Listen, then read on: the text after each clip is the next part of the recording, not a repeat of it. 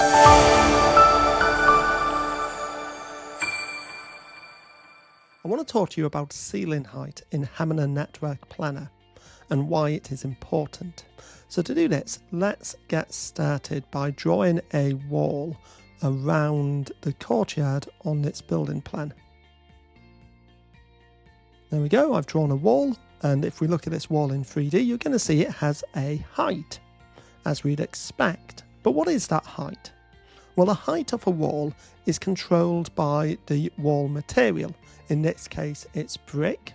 And if we look at the properties, we'll see that the brick wall material has a height of ceiling height. So what is ceiling height? Well, the answer to that question depends upon whether the floor plan is part of a building. You'll see in this project we have 3 different floors, but if we go to our align floor tools, you'll see that I've not placed them into a building yet. And therefore the ceiling height is going to be the height of the tallest object. Let me show you what I mean. Let's place an access point on this floor plan. I'm going to place an Aruba AP635 at a height of 2.5 meters. So if I place that just inside our courtyard area and we look in 3D, there's my AP at a height of 2.5 meters and the wall is at the same height. If I change my AP to 5 meters, my AP being the tallest object in my building, we will now see the walls are also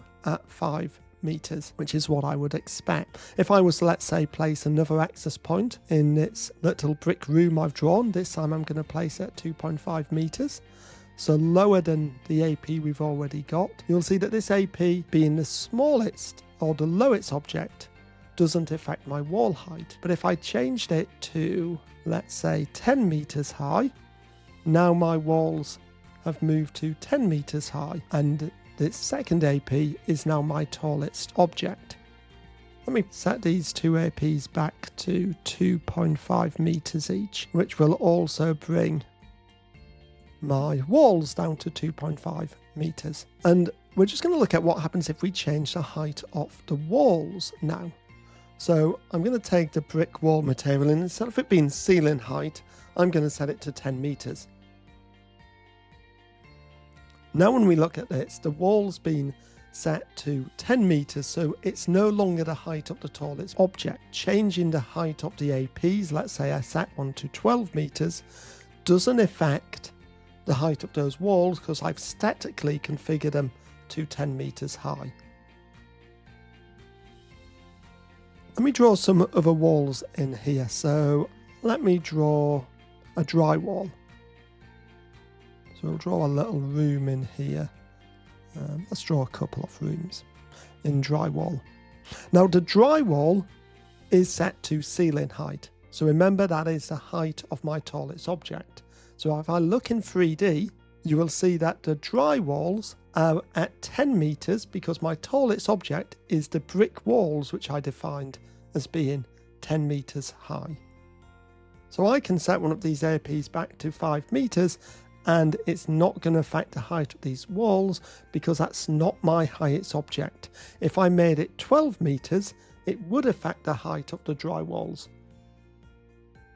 But if I make it less than 10 meters, so 5 meters, now the tallest object is my brick walls. I'm just going to come back in here. Let me just delete that second AP there. And we're going to have a look at what happens then if I place this floor into a building.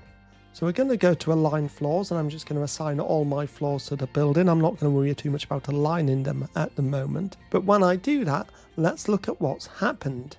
My dry walls are much smaller, which would tell me my ceiling height is no longer the height of the tallest object.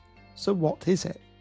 Well, again, let's go back to align floors and we'll see the ceiling height is actually now defined by the floor. Each level has a floor height and we're on level 1 and it's set to 2.5 meters with a 20 dB attenuation loss. And this is now what dictates ceiling height, no longer the tallest object. So as you can see, my walls are at 2.5 meters and my brick walls are now shooting up above the ceiling. I can obviously correct that by coming in here and turning my brick walls. If I delete the value 10, it goes back to ceiling height. And now all my walls are at 2.5 meters as defined by the building. My AP, however, though, is still at 5 meters. So when we look at the coverage from this AP, it's very, very poor. And that is because it's actually above the ceiling, which has a 20 dB loss on top of this floor. If we actually look at level 2, we'll see much better coverage from that AP because it's actually above the ceiling and actually on this floor. Now, Hamina allows you to do things like this, which can be really useful if you're designing a floor that has different ceiling heights. But it also can be a little bit confusing if you don't understand how ceiling height is defined. And that is why it's really important to know about ceiling height and how it's defined in Hamina Network Planner. Thank you for watching. If you've enjoyed this video and want to become a Hamina expert, why not book yourself on the Hamina Certified Network Architect class? You can see the current course schedule at mqts.co.uk/Hamina-training. Thank you for watching.